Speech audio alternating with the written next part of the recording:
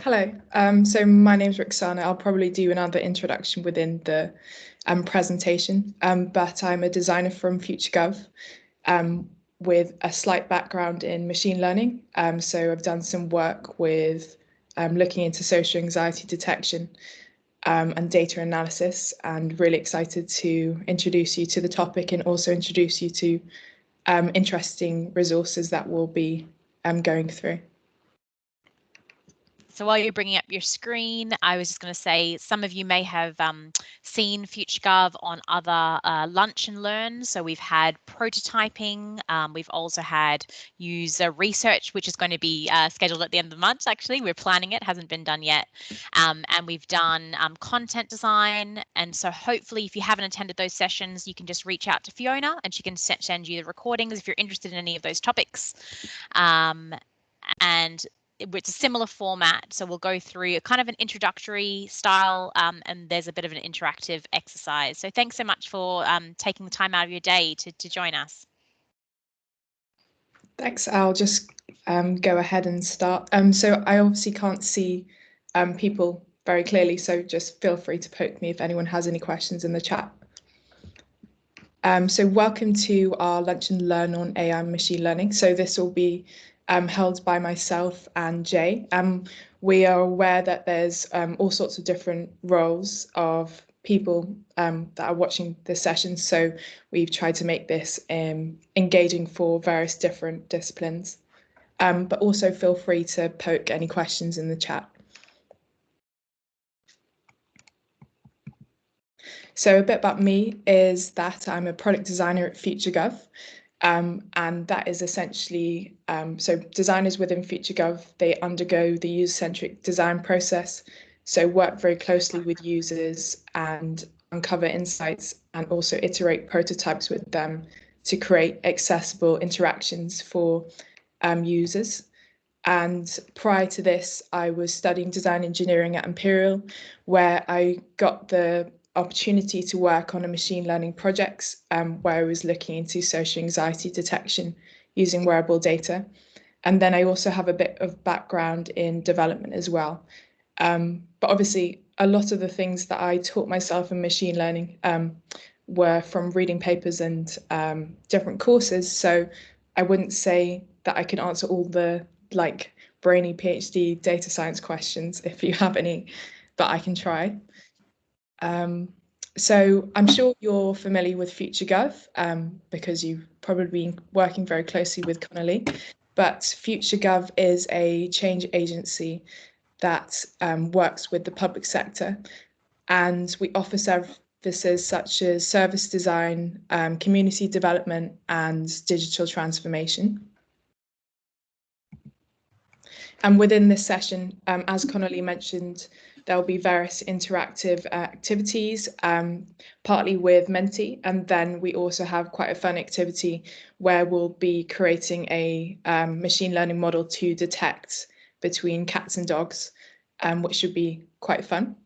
And then I'll be finishing the session with a discussion about ethics and other considerations to take into account, as well as pointing you in the direction of free resources where you can learn things such as data analysis, for example, with data sets from Google Analytics, all the way to training a machine learning model to predict certain things.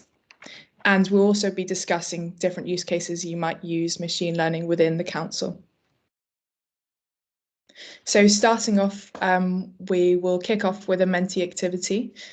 So I can get a bit of understanding of where people are in terms of their understanding for machine learning, and also understanding what associations people have with AI and machine learning.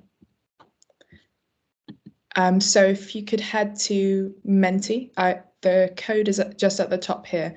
So I believe Connolly is going to type it within the chat. Yeah, it's in the chat if you would like to click on that, either open a new tab or open your phone. And hopefully, yeah, we've got one person, which is brilliant. If you just make your note of where you think your experience is.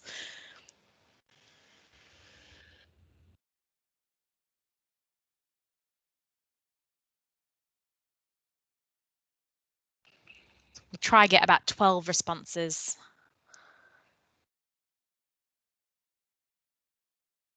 So it's like a mixture.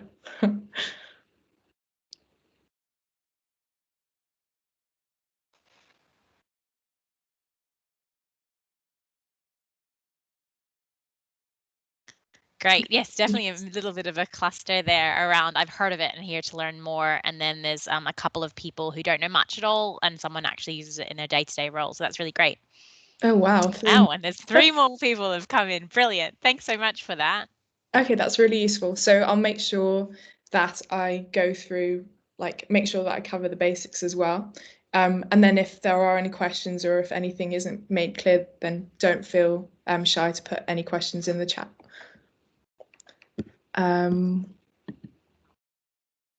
Oh, sorry, we have another Menti activity. So next, if you can tell me what comes to mind when you think of machine learning and AI, that'd be very useful to understand, I guess, current associations with the topic.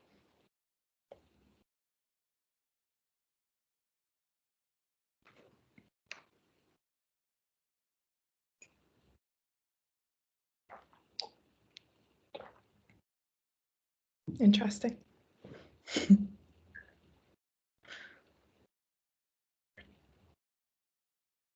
Interesting. Yeah. The Google flu, stupid bank bots, Deep Blue, some movies, iRobot, Humans, Danger.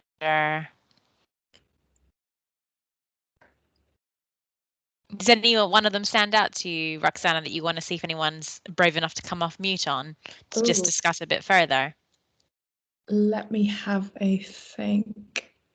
I think bias is quite interesting as well. So, and one thing that I wanted to clarify at the end of the session, because I thought it might come up, is the difference between AI and automation. So, automation is more repetitive tasks, whereas I'd see AI as more sophisticated. So, AI involves training something based on data to make certain decisions, and that training's done with the supervision of a human, whereas automation can just be a sequence of repetitive tasks. But I'll dive into that slightly more when I come to define AI.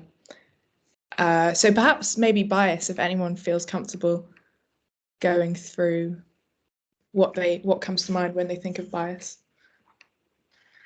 That was me, actually. Excuse me. Yeah, so like you said, with artificial intelligence, you're training it. So if you don't train it using an unbiased data set, Yeah.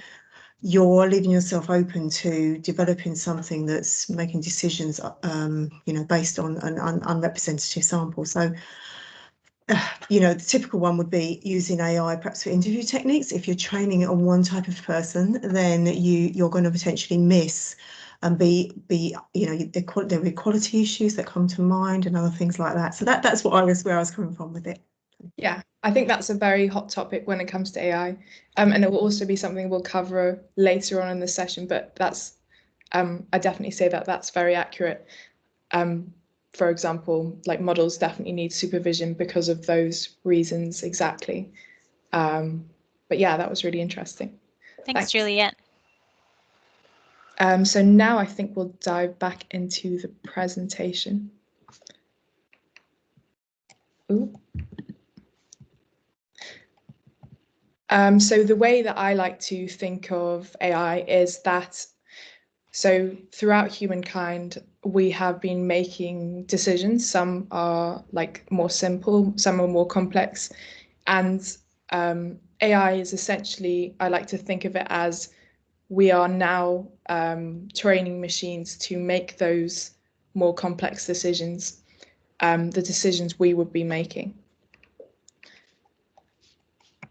And you might also come across the word models, whether that's AI models or ML models. But essentially, models are a way of representing the decision making that algorithm makes within mathematical equations. And those models are trained on data with the supervision of human beings. So breaking that down, let's take an example.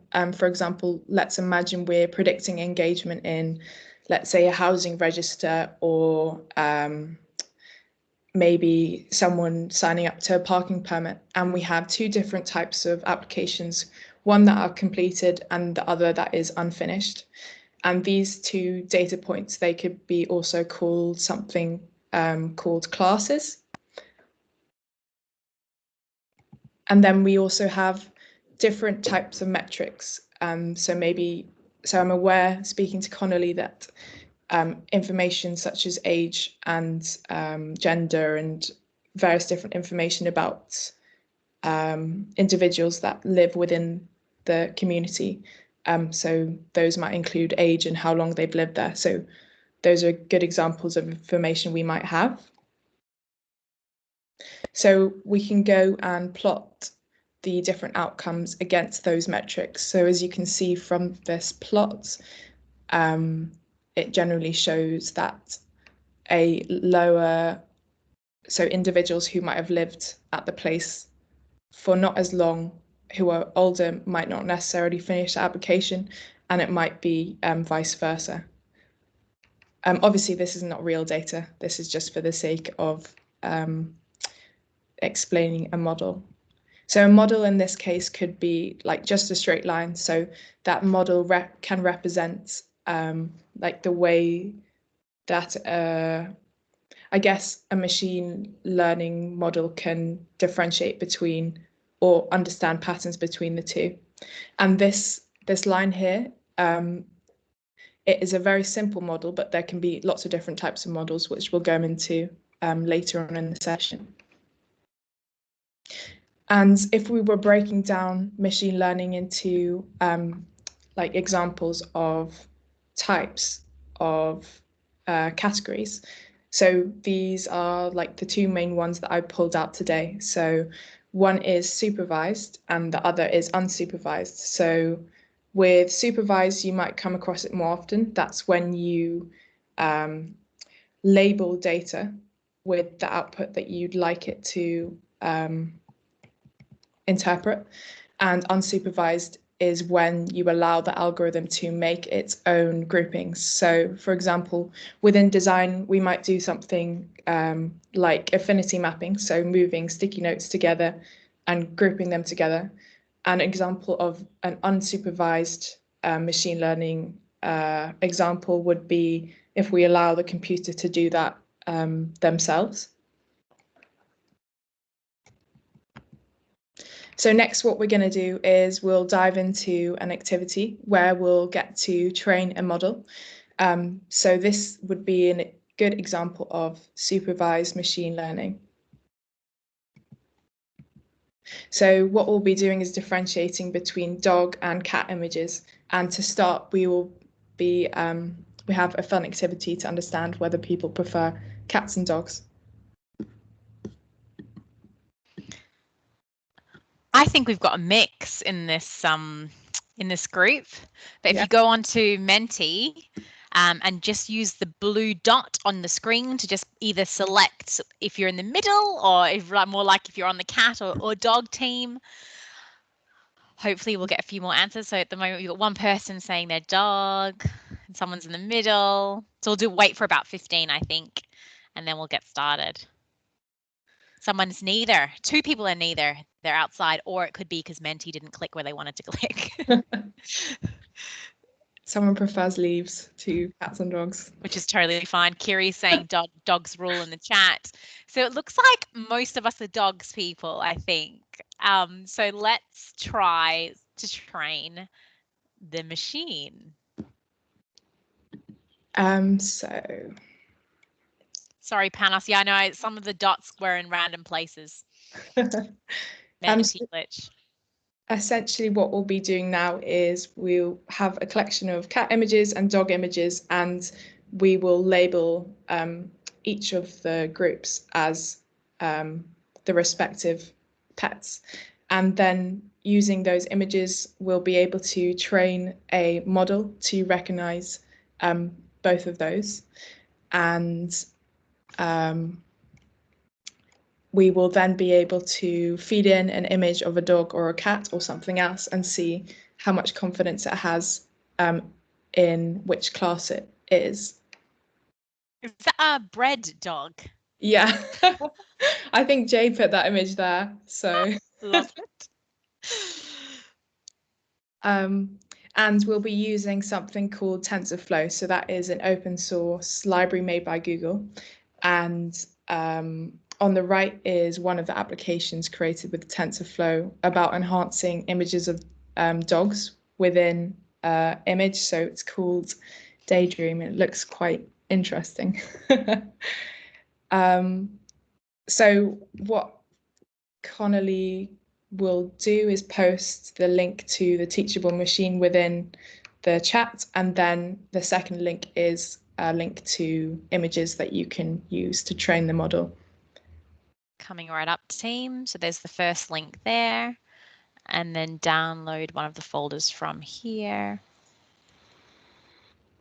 And I think what I'll do is I'll also walk through the process of training the model, so we can also do it together and it's more self-explanatory.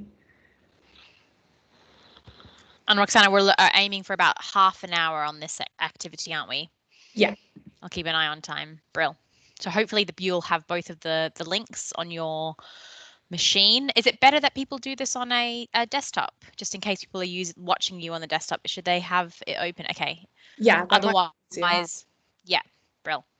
I know some people come to them and use their phones, that's all. Yeah, and no problem if people just want to watch and observe. So obviously it's 30 minutes, so feel free to take a short break within that if you finish early. So here we have an interface that you'll use to train a neural network. So you have class 1 and class 2, and previously I mentioned these could be like different variations of what you're trying to detect. So on the first class, I'll type cat, and the second class, I'll type dog. And what I've done is I've opened up the link to the training images as another tab, and then you can go click upload, click import from Google Drive, and then you'll find the folders in the other Google Drive link here.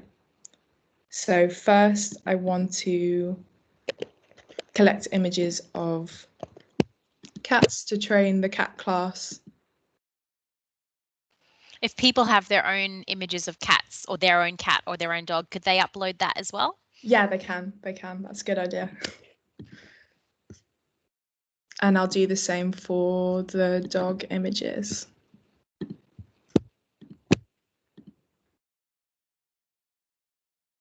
So as you can see, actually currently there is 10 images of dogs, so I'm going to make that 8. So there's 8 images of cats and 8 images of dogs. Because like Julie mentioned, if you have things such as maybe like unbalanced data sets, it can cause bias within the model. So they might be more inclined to detect dogs over cats if there are more images of dogs. And then you can go ahead and train the model.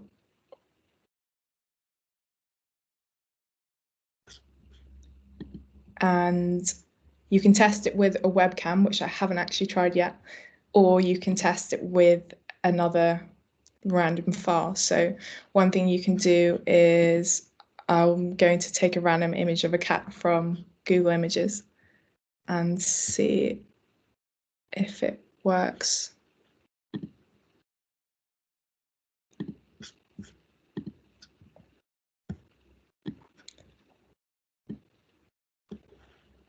So it detects as 100% cat, which is quite exciting.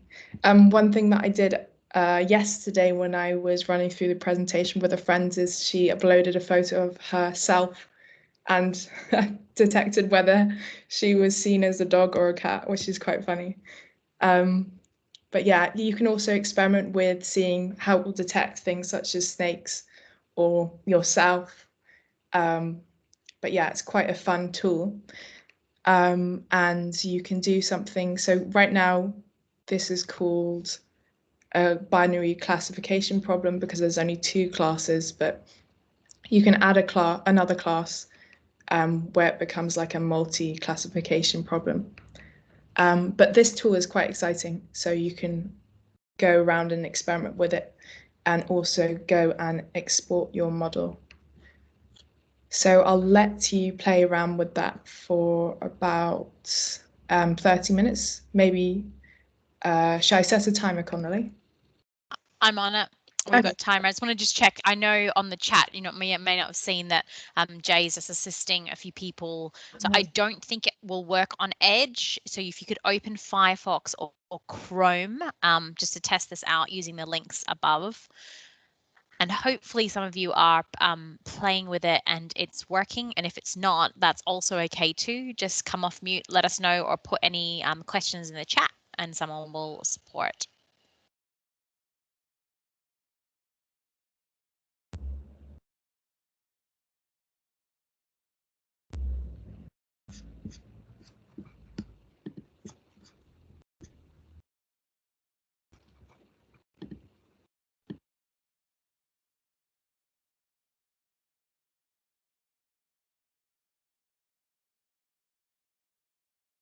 Panos, just because your video's on, I'm just watching you. Is it working for you? Is there any initial thoughts you have? Have you heard of this tool before? No, I haven't, but I've just tested it with 2 different images I have, like my cats, I guess. Yeah, one of them was had like 100% output of a cat, and this one is 96% of a cat and 4% of a dog. But I promise they're both cats. One thing you can do that might increase the accuracy is also increasing the number of images in the training data. Is there a way to, so let's say I imported an image and then, you know, it recognized if it's a cat or a dog. Is there a way to acknowledge that, like, and then it's going to include that result in its model? Oh, if you use an image of your own cat in the training data. Yeah, and it says that, for example, it says it's a cat, and I say, yeah, that's right, that's a cat, and then it knows that, you know, it also adds it to its model. Yeah, so you can do that, but the only issue with that, so that's like an important thing to take into account with machine learning models, is the quality of the test data. So if you include an image of your own cat in the testing set, it will have, so the model, I guess you're naturally biasing it. Okay. Because it will already be familiar with your cat when it detects it, if that makes sense. Yeah, yeah. I meant more of well, after it's confirmed the result with something. Yeah. That it actually confirms that it's true. Does it then take that into account in its own modeling, or does it still keep with the 8 images we've uploaded? Oh, okay. So I don't believe it does the whole loop in terms of like continuously training the model. But there are systems where you can do that. Okay. For example, I believe reinforcement learning is a good example of that, where it's like a continuous loop of training and I guess improving the model. And then so what you do when you create a model that you might use on like I guess, a more developed scenario is that you would go through and train and test your model, and then you do something called tuning. So depending on the accuracy you get out, you might tune these parameters to make it more accurate. Okay. Is that cool, train the, should I say, tweak the biases then of the nodes in the network? So you can do that actually. There's different parameters you can change here. So within this situation, this is a neural network, but you can have lots of different types of algorithms. So that could be something called linear regression or support vector machine. And all of these parameters differ depending on the algorithm you're using to create your model. But in this situation, it is a neural network. And here you can also go and experiment with the different parameters. So I think if you hover over the question mark, it explains what parameter you're changing.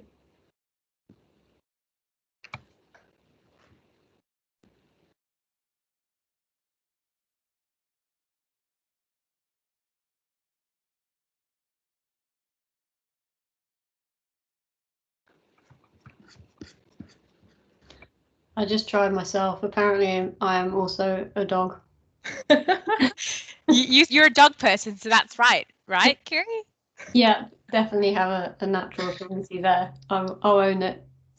Yeah, if I put my face in, I think I'd prefer. I'm a dog person too. So if I was animated in a Disney film, I'd hope I would be in the dog family.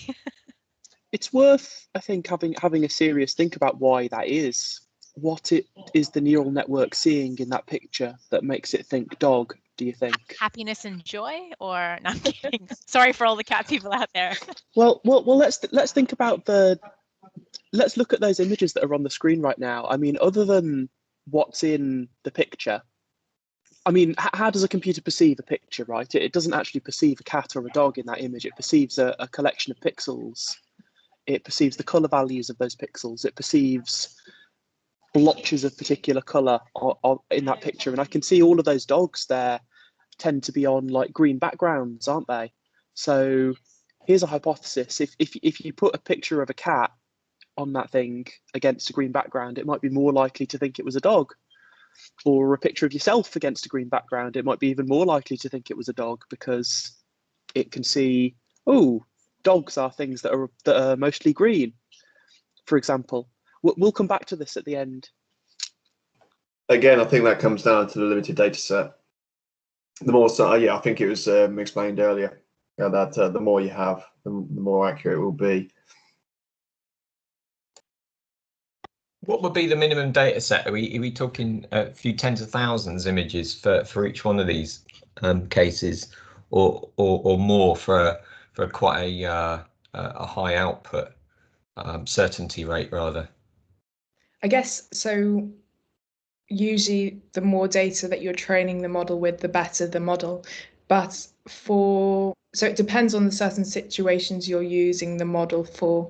Like, let's say you're using the model to predict A-level results. Because of the implications of what you're doing, you might want more data. And then it also, I guess the process of creating a model is very iterative. So like I mentioned before, you might want to, so each time you test it out, you'll have to tune it again until it's like more and more accurate. So it really depends on the scenario you're creating for.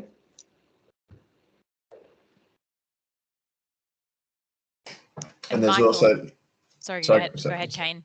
No, but there's also the case that models are worth, the way that you can monetize data and stuff that you have, the more accurate the model, the more valuable it is. So the more data, the better. I think there's a very good example of this, of certain big companies that I'm sure we're all a member of. The more accurate the model they can give, the more advertising revenue they can get from us. Yeah.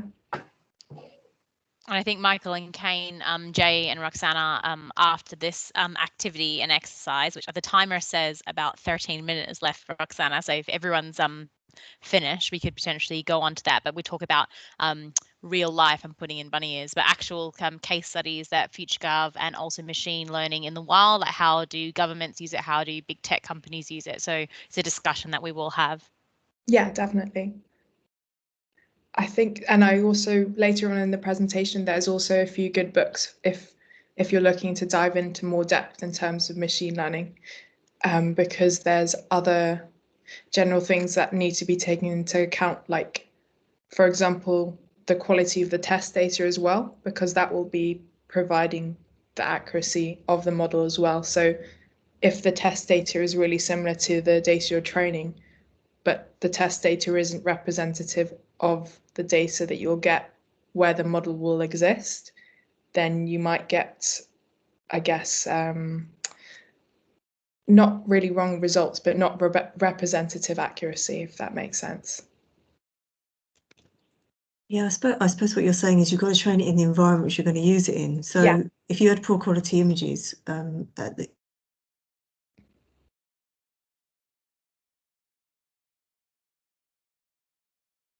I think Julie's frozen. Yeah, it's classic. Don't worry. She'll be back. She sometimes she'll dial in and out. There we Sorry, go. Juliet, you're back now. Yeah, no, it's just normal. That is. No, I was going to say. So you've got to really, you've got to be thinking about the kind of data and the data quality you'll get in the first place. And I suppose something like a cat or a dog, you're looking at the face, but you might want to be looking at, you might want to be able to identify a cat from another angle, perhaps. I don't know. Exactly. I'm really quite new to this, you know, the more modern AIs type stuff. But those are the kind of things that I think would be important. Yeah, that's definitely really true. I don't want to take up too much time as well, but obviously thinking about, we are, everybody here is from the public sector. We're all government based. Most of the information we're going to be getting are from taxpayers, and it's going to be provided. I mean, if we talk about machine learning, we're going to be talking about them submitting the data. So how real? I think we've got to be realistic on the quality that we're going to receive, because it could be bad quality. And yeah, and that's usually that's where these things fall down, is because you don't really have to, you know, train with the kind of quality you've got in the first place, which is, like you say, probably a bit limited. But yeah, that's so true. There's actually it's a Google app that's called Crowdsource, which basically what it does, it crowdsources this type of thing, but with various things. It has images, it has words, it has like slide typing and stuff. And what it does essentially is tell you, what is this an image of? And you just have to select, and they're basically just crowdsourcing this exactly, and they're just feeding into this huge, absolutely humongous model, I guess they're making, which then feeds back into what they're suggesting to you. And I don't know if anyone has the Google Photos feed app on their phone, or the service where you can search for stuff and it shows up. That's where it probably feeds into, or a bunch of other stuff. So could be something that we could look to replicate. Obviously, we're not the same amount of data, but yeah, that sounds. I've just popped the crowdsource in case anyone's not familiar with it in the chat. And Roxana Stewart's got a question. One area where machine learning might be useful is helping increase the quality of submitted data, automating quality checks. Yeah, so an example of that, well, I guess it depends on the data, but what can be done is, if it was a supervised machine learning framed problem, then you could maybe collect lots of data.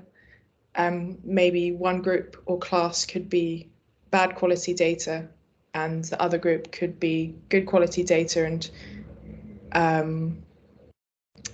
I guess you could get the model to detect the amount of quality, and that could flag up whether it might need extra attention, or might need to be, let's say if it was a document, if it might need to be re-uploaded. And Jay's just mentioning that the digital passport service already uses this, and says that they use automatic checks when you upload a photo. Cool. Yeah, we've actually we've investigated something very similar for our work in Hackney on a common component for uploading documents as well. Yeah, so I think that's one of the use cases that we'll be discussing after this. So during that, maybe Jay could like expand a bit more on like what the work that we've been doing with FutureGov, and I think it's called optimal character recognition, basically digitization of documents. Kiri said, although a friend did use the passport service and it did take 21 attempts. But Roxana, we've got about 8 minutes left, but I've got a question from Andy Boatwright, and it's interesting. I thought we'd just quickly touch on this. If people are still going in the background trading there, please continue to do so. But Andy's saying it comes down to the biasing, so conscious or unconscious. If you feed it the pictures of the cat from the same angle and a dog from a different angle, you're biasing the data straight off the bat. Yeah, exactly. That's really, really true. I guess that also comes into whether the training data is similar to like how the data will see when it is actually detecting the dog or the cat. Like we don't know what angle it will see the dog or the cat in, so it's best to have lots of different angles. But yeah, that's a really good point.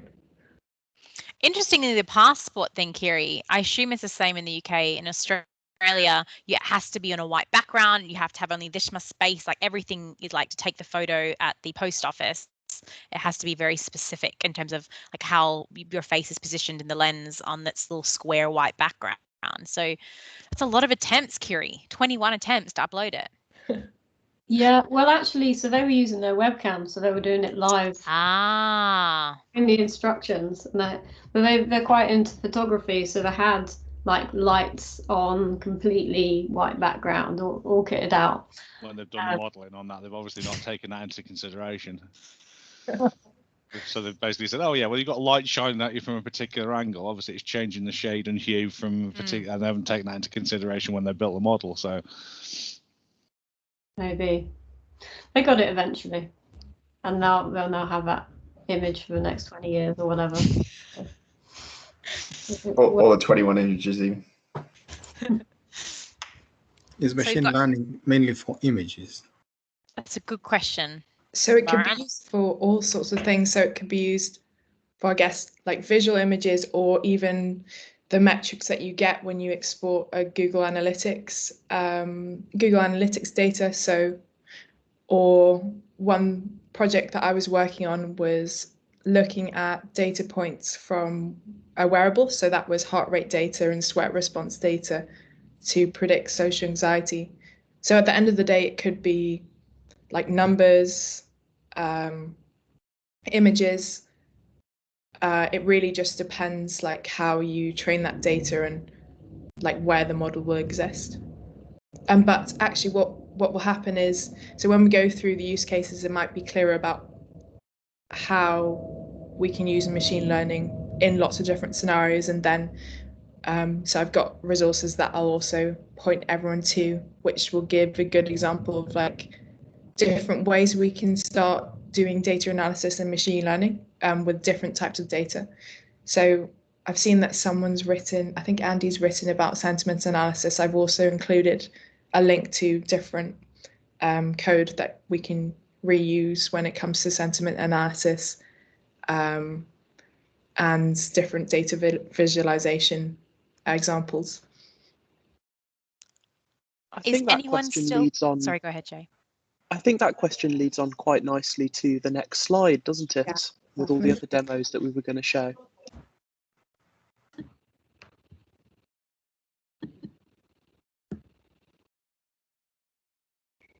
How long left is there of? No, that's fine. It was 4 minutes, but let's make a start.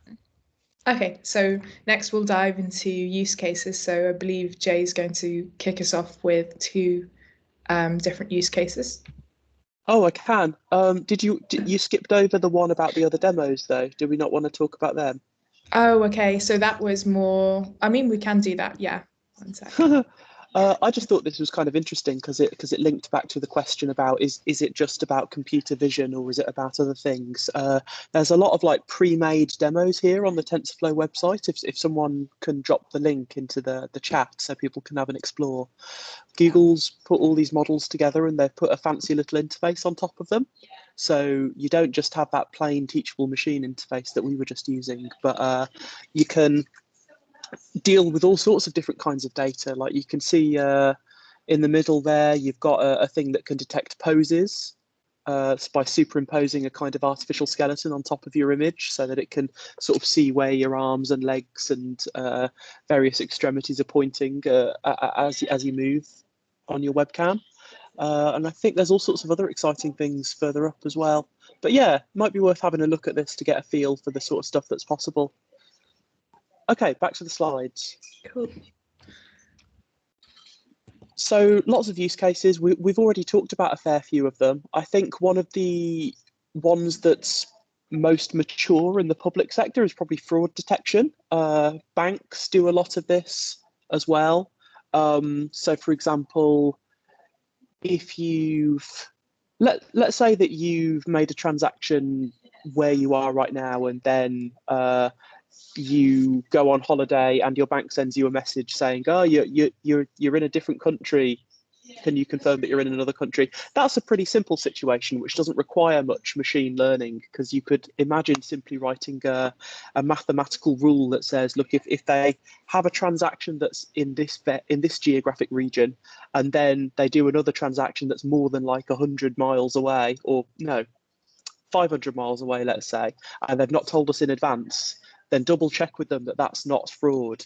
That's pretty easy. But if you think about situations where, I don't know, say you buy 5 laptops in as many days from Currys, that's a lot more difficult to write a simple mathematical rule for. And in those kinds of weirder edge case kind of situations, you can either sit down in front of your computer for weeks and months and years on end trying to come up with every kind of possible fraudulent behavior, or you can feed a machine learning model, a data set, and try and get it to do the hard work for you, which is what a lot of banks do nowadays to try and detect fraudulent patterns of behavior.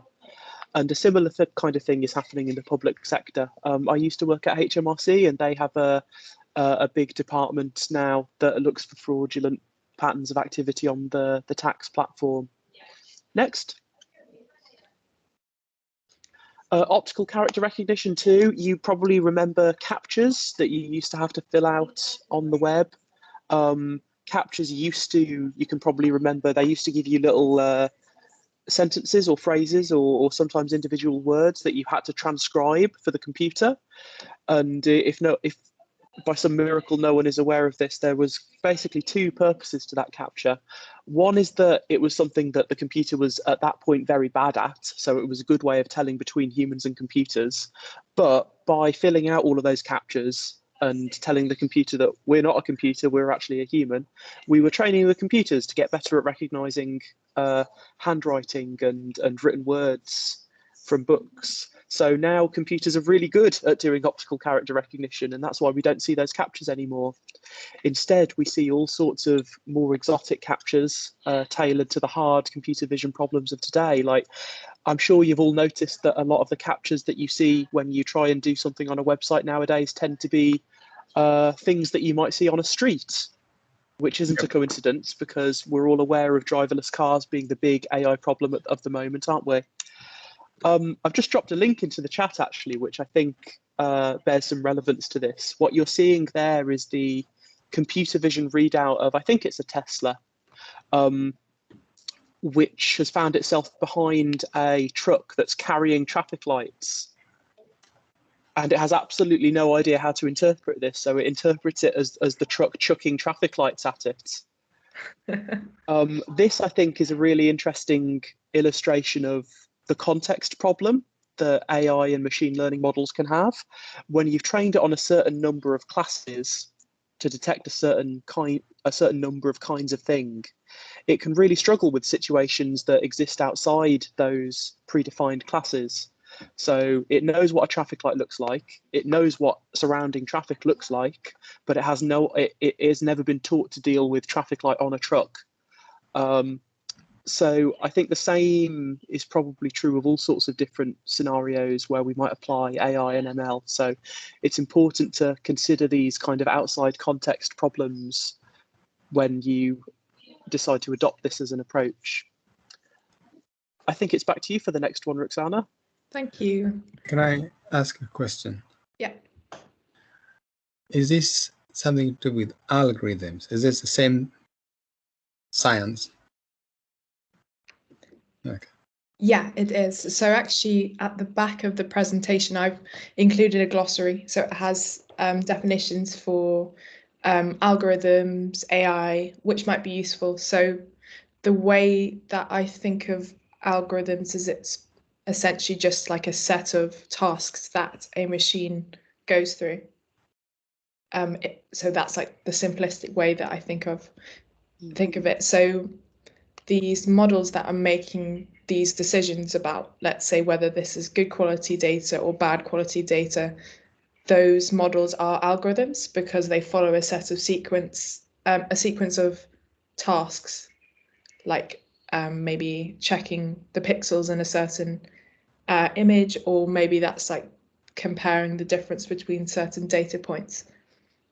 Cool. Thank you. Thanks. No problem. For that context problem that I just referred to, that very much is a problem with computers generally, rather than something specific to ML and AI. Yeah. Human brains are really good at understanding context.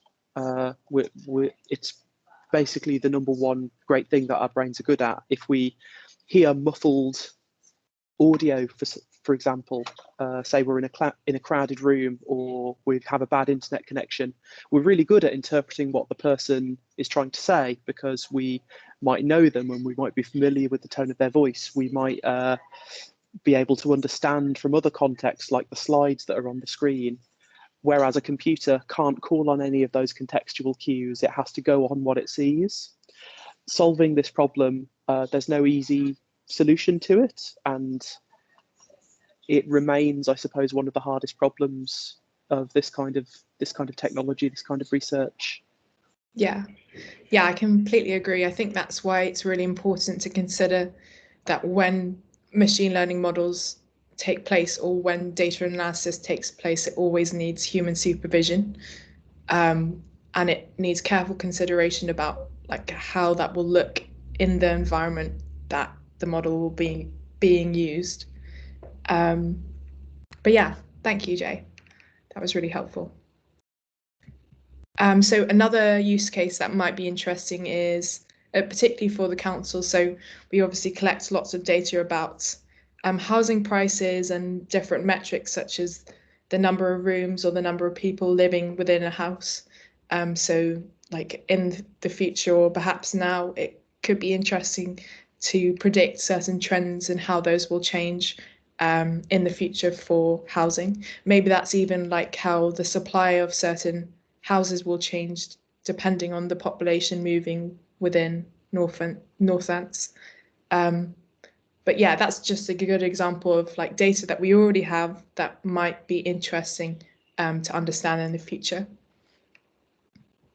And another one is, so in terms of emergency housing support, I guess this is an example of like how machine learning models can profile people. So we already collect information such as someone's location, gender, their age, and we might also have information about which groups of people might need emergency housing support.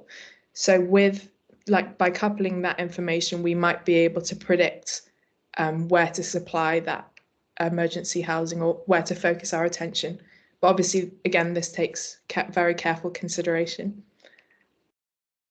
And then another example is the example mentioned earlier in the presentation. So we might collect information such as age and how long someone's lived in the council, and then how they're behaving on an application. And we might be able to predict which groups of people might not engage in certain applications. So that might help like how we change the way that an application is laid out, whether that's content or understanding why they might be not completing those applications. So that might also be interesting in the sense of design and engagement. And then obviously in terms of COVID, there's lots of data that we have about cases, whether those are rising, which sorts of locations are like hotspots. So we might be able to predict how things such as maybe restrictions change depending on the cases that we have. And there are actually, so what I'm going to do next is introduce you to a bunch of resources where there'll be notebooks and code which you can reuse when it comes to things like these sorts of predictions. And then next, I believe Andy mentioned sentiment analysis. So sentiment analysis is an algorithm that is able to detect things such as emotions within text, like like happiness, anger, sadness, and also something called polarity. So whether something's positive, neutral, or negative. So an example of a very speculative application for that is in the future, maybe you can understand whether people are happy with the council based on the sentiment of their tweets that they link to the council. But yeah, I guess that's very speculative. But there'll also be code that I've linked within this presentation that you'll be able to reuse if you want to try that out. So next we're going to move on to an activity where you can suggest different use cases that you might use within Northfence. So if you just hop back onto the Menti.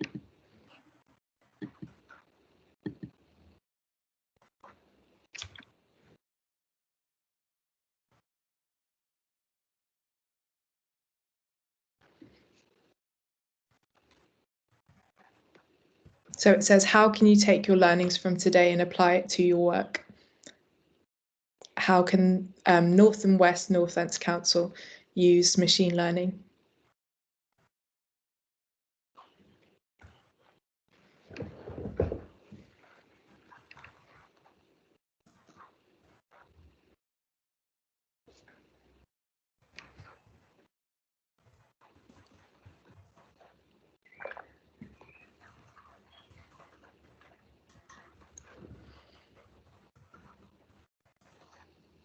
Yeah, chatbot's also quite interesting. Yeah, that's true. I quite like the positive attitudes in recruitment paperwork. That's really interesting. Though people do express positivity in different highly personal and culturally specific ways, though, which is worth That's true. considering. Yeah, I guess that also is a good example of like where training data might be carefully selected.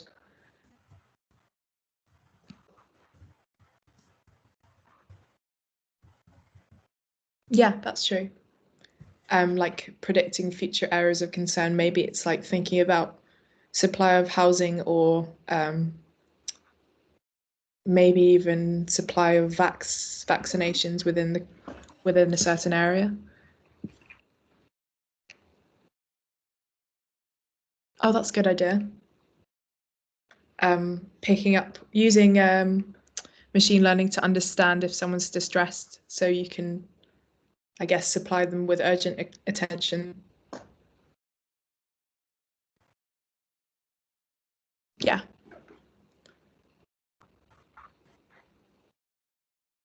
Yeah, these are really creative examples that I wouldn't have thought of.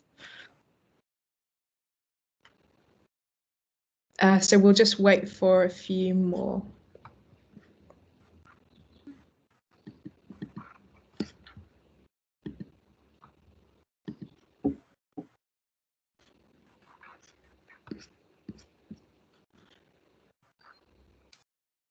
Oh, that's interesting. CO2 monitors based on speed limits. Prioritize who look like dogs. It's obviously a very important topic. I was 98%, by the way. I loved it. I should have tested it on the screen sharing how my face was detected. And that's interesting. Low traffic neighborhoods. Yeah, this is super creative. Like some of these I wouldn't have come to mind. I quite like the CO2 monitoring with speed limits. So in terms of so there's something called there are APIs. So that is like I guess APIs can be used to trigger data. For example, that could be CO2 data. There might already be an API for that in your area. And maybe within the council, you collect speed limit data. So that might actually be an interesting thing that you can already do already. So like importing those two data sets, seeing if there's a correlation, and then also doing a bit of machine learning on that.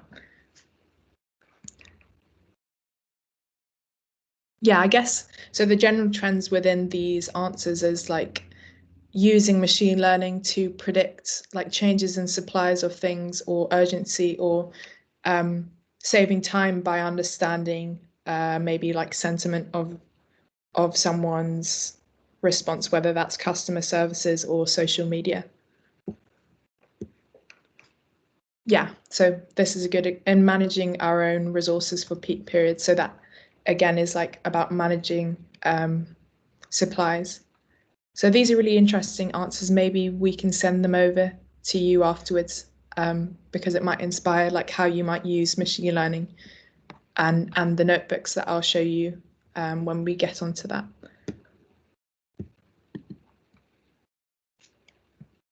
So I think next I'll give an overview of different resources you can use to start diving into a bit of data analysis and machine learning. So the best thing about this area is that there's so much code and so many videos available, as well as books, to fully understand and teach yourself this area. And you might have noticed, so within the beginning of the presentation or throughout the presentation, I guess there is preconceived views about how difficult it can be to dive into AI or machine learning, but there is actually a lot of resources and information about it online. So it's not actually too hard to get into, although there might be those associations with it being difficult. So one thing that I'll introduce you to is something called Kaggle. So Kaggle is a platform created by Google, and it is open source library of code, free courses, and also free data sets. So that's quite helpful if you just want to experiment and see existing data analysis or machine learning that's been done online. So on the right is a good example of something called exploratory data analysis, which is something that is usually done at the beginning of like a machine learning exercise. So this is something called a correlation matrix. So there are different metrics on the Y and on the X, and depending on the color within this heat map, it will basically allow you to visualize like whether something is positively correlated or negatively correlated, which can be like a quick insight to your data. And then on the bottom is this data visualization library called Seaborn, which is really useful. So they have also really good documentation on how you might use Seaborn to visualize like your data sets, whether it's a heat map or a box plot or a correlation matrix. So you might have heard that I'm talking quite a bit about code notebooks. So code notebooks are essentially interactive interface where you can play different sections of your code. So you can choose to only run parts of the code. And sometimes that's really helpful for, let's say you might be building a machine learning model and it takes, certain parts of the code take a bit longer than others. So you might want to separate it out. If you only want to do the beginning part, let's say the data analysis, rather than training your models. And it's quite a helpful way for it to be engaging and interactive. So Kaggle actually has a section where you can just download your own code notebooks. And I've also included a link to how you might use a code notebook in Kaggle within these slides.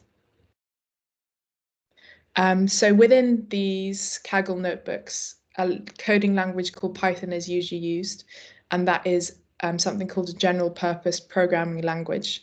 And the reason why Python is used in this use context, or quite often in this use context, is because there's lots of open source libraries related to data science that that you can use with Python.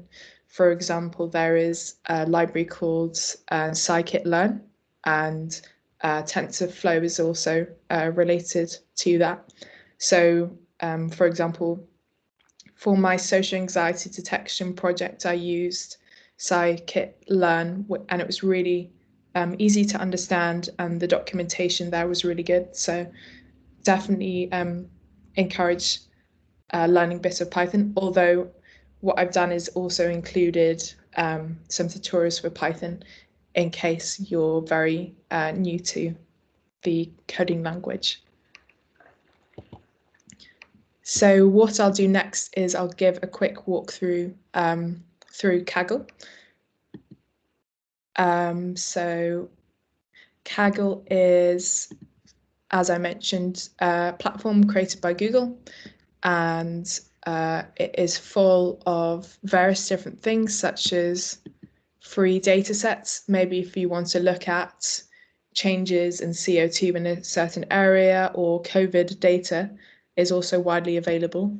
Maybe you're detecting maybe heart attack prediction, or changes in Netflix films.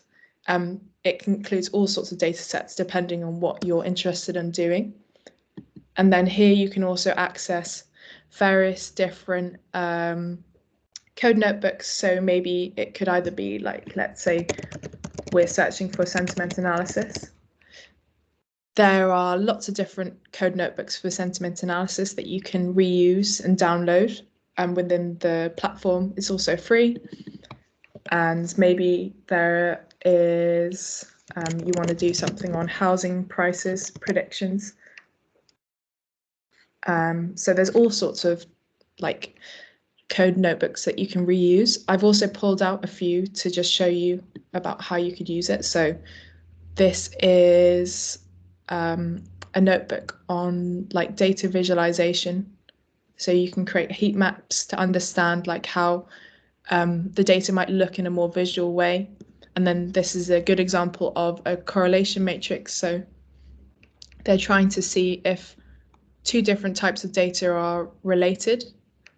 So it looks like this is area of high school ratio against area of poverty ratio is negatively correlated. But yeah, it's a very, I guess, very helpful tool, and it's also very malleable depending on what use case you're using it. And then again, this is a notebook where someone's downloaded Google Analytics and is trying to make sense of different things, such as, I guess, engagement versus months, which is interesting. I've also linked that within the slides.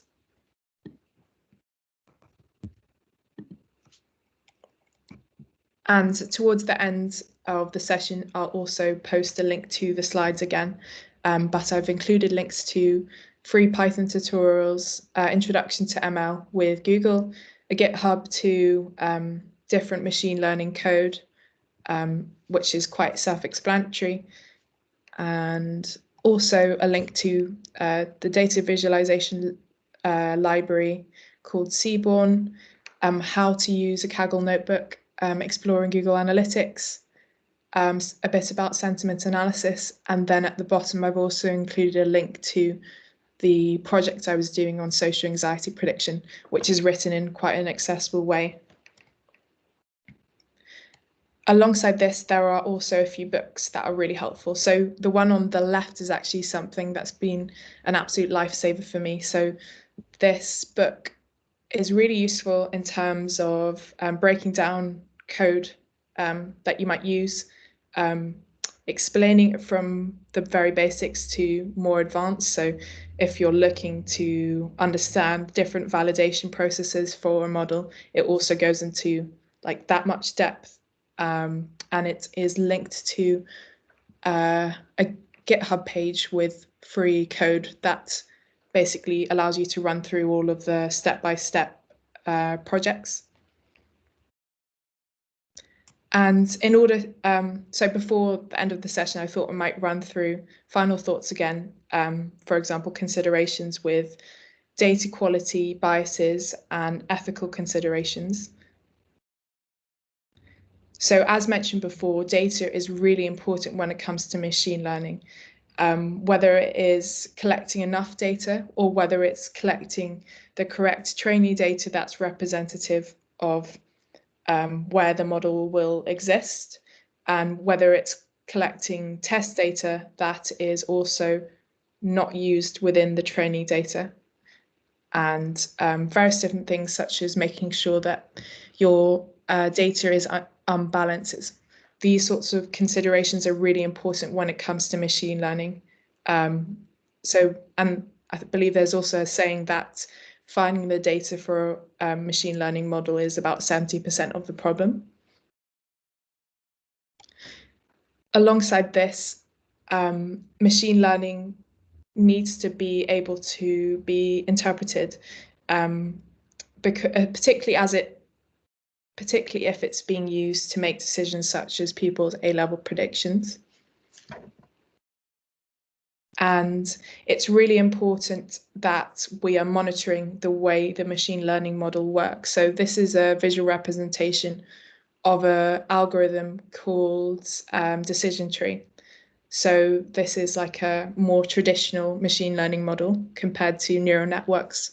But it's a good example of how when models become overly complex, they might not work as well in the real world. So it's important that sometimes we might need to intervene and tune these models to be more appropriate. So within decision trees, you use a technique called pruning, which is where you reduce the complexity within a model. So all of these considerations are really important when creating a model.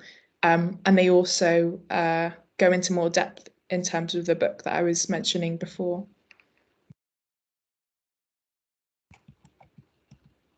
And then other considerations as well is that depending on the use case you're designing for, it's always important to think of other implications of what you're building. For example, when I was considering social anxiety detection, I needed to think about how people felt in terms of their emotional privacy. And then there are issues around, I guess, Amazon Alexa and smart assistants, as well as children's privacy. So it's really important that before work is done for designing certain machine learning algorithms, it's important to consider the environment in which the machine learning algorithm will exist and how people will feel about that. So just to finish off the session, can you think of any problems or ethical issues that might arise, or maybe related clients that might be interested in these areas? So maybe if we post it in the chat.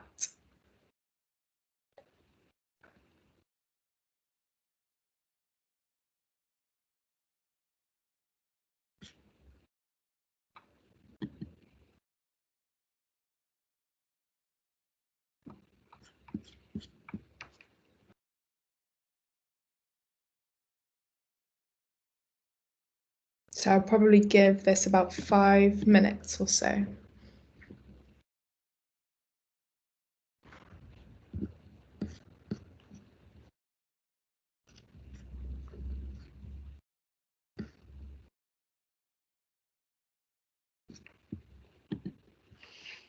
I don't think MS Teams has the feature where, like Slack, you can see so-and-so is typing. So I'm assuming a lot of people are typing in the chat right now.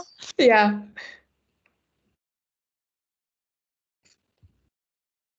I feel like a lot of the ethical considerations were mentioned earlier on in the chat and the discussion. So I'm sure people have lots of different ideas for this. Yeah, from the word cloud, I recall there was like racism, danger. There was a few things like words. So if anyone wants to expand on that in a sentence, that would be fantastic. So we can discuss that.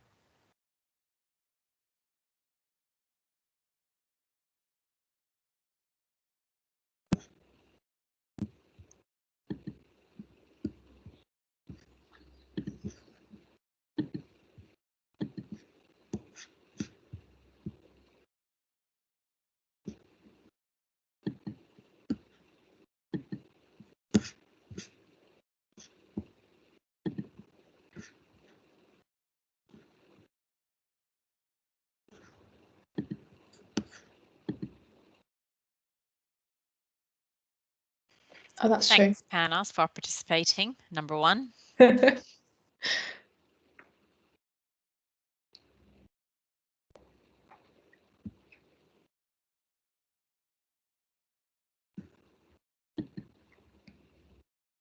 Yeah, I guess that's very true. I guess in terms of accessibility or like digital literacy, if we're collecting data from people who are online, that might not be like the full representation of people we're designing for, which is really important.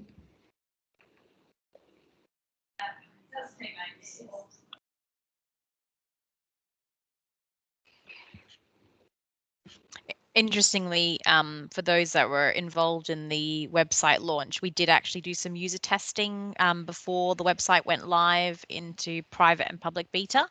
And one of the things that we did have was a digital literacy form. So I know Fiona, we captured some data from those based on their age, how long they've lived in the different kind of area, the 8 sovereign areas, and if they knew they were going to go into the West and North, what their educational background is, and different pieces of information. And one of the things we did was to make sure we understood the West and North digital literacy levels, to make sure that when we were actually interviewing people or doing usability testing with residents, that we had a baseline.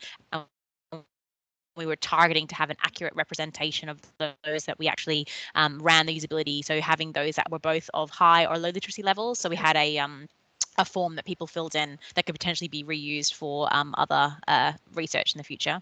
Okay, that sounds interesting. Yeah, that's definitely really important.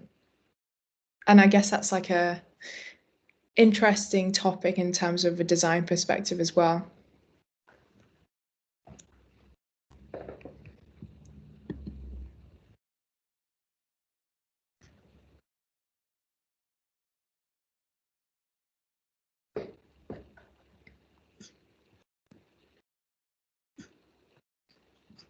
So next, I think we'll move on to, if there are any questions, we'll probably spend the next 5 minutes going through any questions.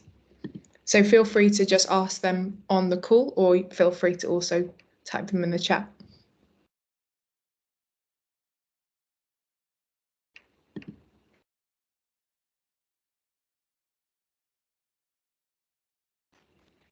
Lawrence, you asked a question before. Sorry, Lawrence, you asked a question before. I've just popped the glossary in the chat. It's coming up shortly, but just the difference between artificial intelligence versus an algorithm versus machine learning.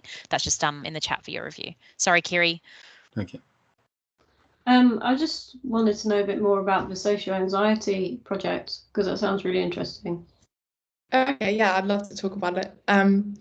So I was looking at collecting data from wearables. So that was like physiological data. So that was, for example, heart rate or sweat response data and blood pressure data, and trying to see whether I could predict whether someone felt anxious or non-anxious. So what I did is I got people in scenarios where they felt either relaxed or anxious, and I was able to collect that data and label it as either anxious or non-anxious, and then also measure the level of anxiety that they felt. So in the future, that might be able to be used to diagnose how anxious someone is as a person.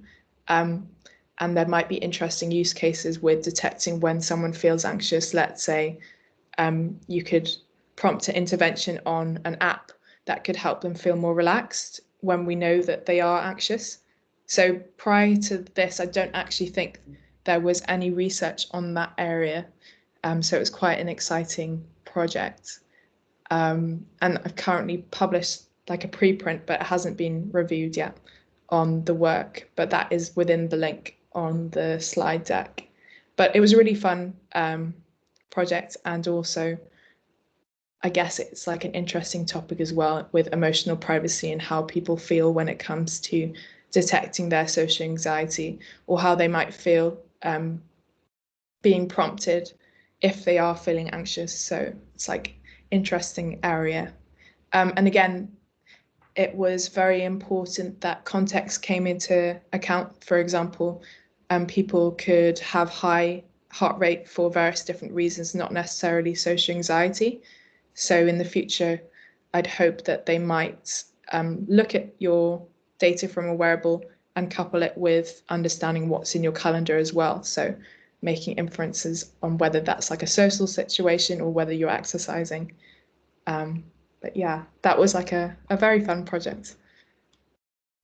Jay and Roxana, I've got a quick question just from a case study perspective that I know I've seen about the NHS and cancer patients. I don't know if either of you've got anything else. It's quite interesting from a medical standpoint and how this is being used.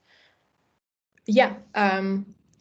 So I guess it could be used in various different ways in the medical industry. So, for example, like you mentioned, so doing lung cancer detection, you might have images of cancerous lungs and non-cancerous lungs, and you'll be able to train a model to detect between each of those, or it might also be, I guess, on a service level to maybe also, let me think.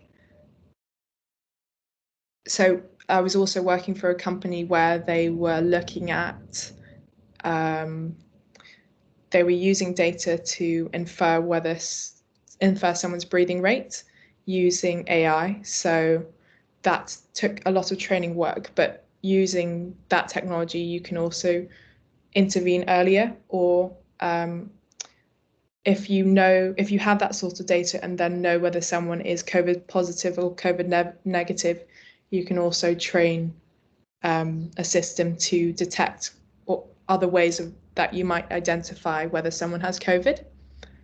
I'm not sure, Jay, if you can think about any other examples. At a population level, there is quite a lot of artificial intelligence being used for capacity planning in the NHS now, specifically relating to coronavirus. Yeah, so I imagine that most of you have or have in the past had the COVID-19 app downloaded onto your phones. The data from that, if you get a positive diagnosis and choose to send your data so that it can alert others, that gets associated and correlated with test data. But because of the number of cases in the country, this is far beyond the ability of humans to manually go through that data and work out where the case hotspots and stuff are. So we have to give over a lot of that to computers, and we have to basically provide like a minimum level of supervision to those computers when they come up with something that they think we should be doing. But yeah, I imagine that's the way that a lot of capacity planning in medicine and other kinds of service provision is going to go in the future. Yeah, I guess healthcare is a very interesting area because it's a place where we have a lot of data. Someone also suggested Google flu trends, which is interesting. So depending on how what sort of things people search, like symptoms wise, you can also detect trends in flus or diseases that might be upcoming, which is interesting.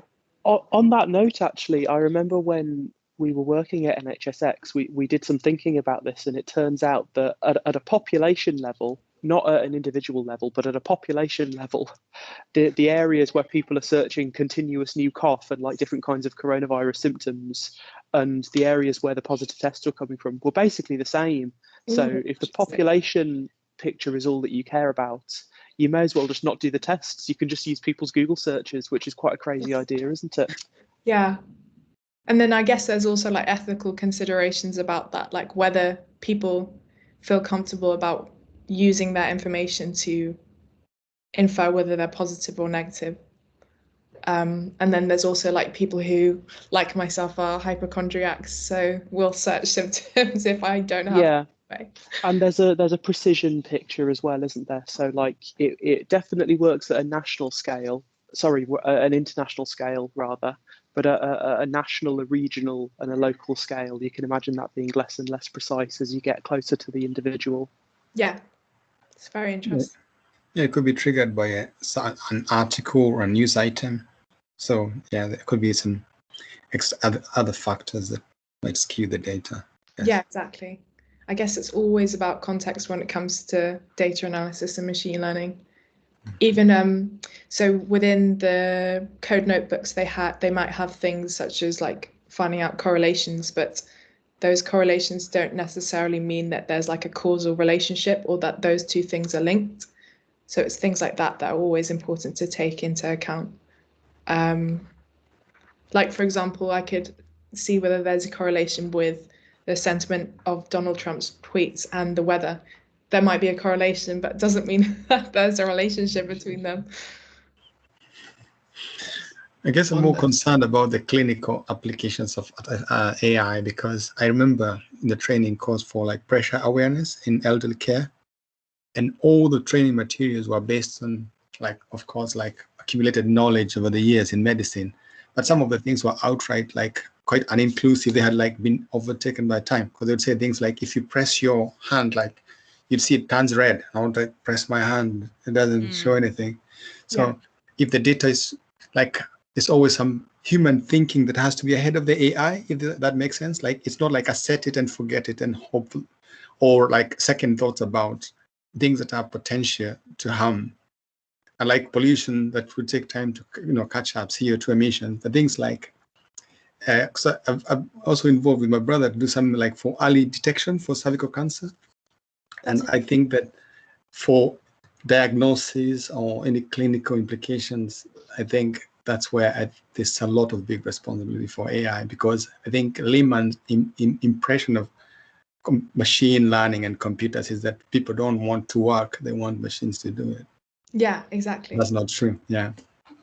Yeah, I think that. You first, Jay. Go on.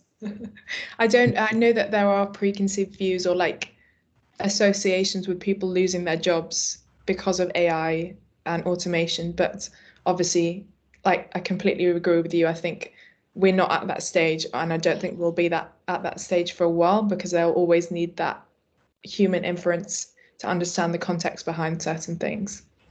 Although hilariously, it turns out that it's the manual working class jobs that are the hardest to automate, whereas managerial type jobs like CEOs tend to be easiest to automate when you actually do the analyses. Anyway, I'll just leave that there for a while. I think that that point does touch on the machine learning can't be a black box point, which I had to drop out, I'm afraid. I lost my internet connection, but that seems to be related to this. Like the decisions that are being made by these tools and these technologies have to be able to be interrogated and justified to humans when they need to be. It won't do to have decisions being made by these tools where we can't trace what's happened and why it came out with that decision, which was a problem with a lot of the like if you just Google AI ethical issues, you'll get a lot of these issues where the computer gives you an answer, decides to cut someone's benefits or sentence someone to a harsher prison term, say, and when the people in charge of the algorithm are asked to justify that, they don't really understand why it's said that, and they have to really dig deep and figure it out. This won't do if we want to talk about embedding these tools deeper into the way that government works. We have to be able to interrogate them and figure out why they say what they say and so on. Yeah, that's so true. That's also like a thing in terms of, so when you create models, you can pick what algorithm you use to create a model. So when it comes to things such as neural networks, they might have high accuracy, but they're very hard to interpret. So it might actually be better using something simpler, like, I don't know, the linear regression line or something called support vector machine. So that also comes into play in terms of decision making with machine learning. So I have a question. I mean, I don't know if it's a question anyway. So in things that have a yes or no answer, I guess. So, is there a human in this picture? You can't say, sort of. There's either a human or there isn't one in the picture. But for stuff that has a spectrum, like, as you said, like for the social anxiety thing, for example, how do you account for like the control variable? How do you enter those variables in the whole data set? Do you have to do that manually? Does it get produced just by like the number of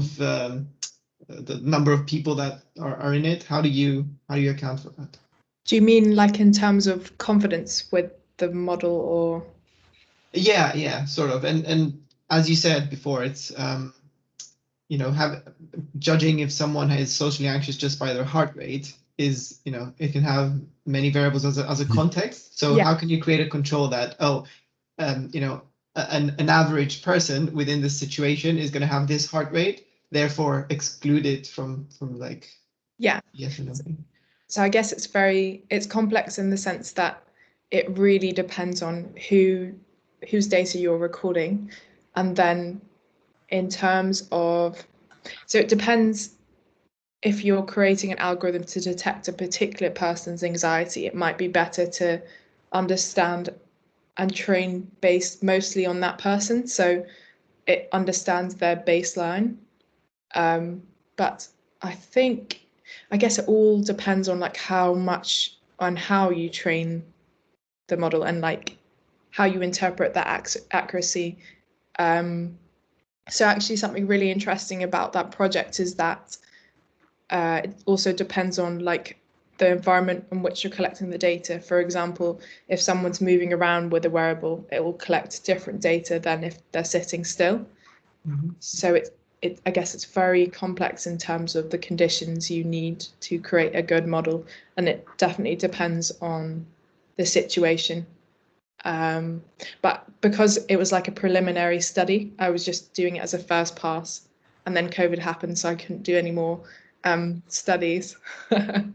But yeah, that's a really interesting question. I guess sometimes we don't know how many people we should include in a study or how much data we should collect. It's very iterative, like design. So just creating that model, testing it, understanding the results, and then seeing whether you need more data or seeing whether you need to tune a model better. Right. Mm-hmm. Thanks. And Roxana, if you go to the final slide, if you've got any questions or if you're able to click on the links when we send around the chat, this is Roxana's email or her Twitter handle, I think. So feel free to have a play with some of the tools. We've got maybe time for one more question if there's anything pressing. Nothing pressing. I'm kind of started to get into data science on my little own thing in my that I'm trying to learn. And I went down the R route and I noticed you went down the Python route. So I was wondering, before I get too suckered in down R, which is when I've gone down, I'm wasting my time there. In your opinions as experts? I wouldn't say you're wasting your time. But well, I guess like it's more also just a personal inclination moving towards Python because there's a lot of resources out there for Python. And after reading that book on machine learning, it suggested as well, like Python's one of the best data science coding languages because of the free libraries for various things like scikit-learn, I think TensorFlow as well.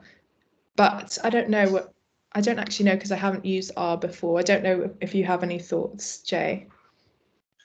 I would say any of these, if you're just starting out, any of these will serve you well. Like if you specifically want to use it on the web, so those TensorFlow.js demos we looked at earlier, JavaScript is the one for you. Otherwise, Python. R is a little bit more specialized. But Python's not too hard to learn, and there are also tutorials within the slides in case. Yeah. So any whichever one you already know, go with that. Yeah. Also, so I've included my email and my Twitter link. I'd be quite interested to know how everyone ends up using these notebooks and what's, I guess, like hobby projects or real life projects you'll be doing. So feel free to ping me an email or send me a message on Twitter. Thanks so much, everyone. If you haven't had your lunch, then now is the time. Hopefully you're not eating in another meeting, and hopefully if you had your camera off, you were able to have some lunch and have a break. Thank you so much. I can see some comments, Roxana, on the chat about fantastic, good stuff, great work, very interesting. But Fiona will be sharing the deck around, and I will export some of the information from Menti, so it's all in one little pack for you. So thanks so much for joining, and if you're interested, the next one is at the end of the month. I think it's on the 30th, Fiona. It's all about user research, and I believe that's going out wide to services as well, so it's not just going to be in the digital transformation or web teams. Hope you have a fantastic day, everyone. Thanks. Sorry, Fee, go ahead. I was just going to say, if panels could upload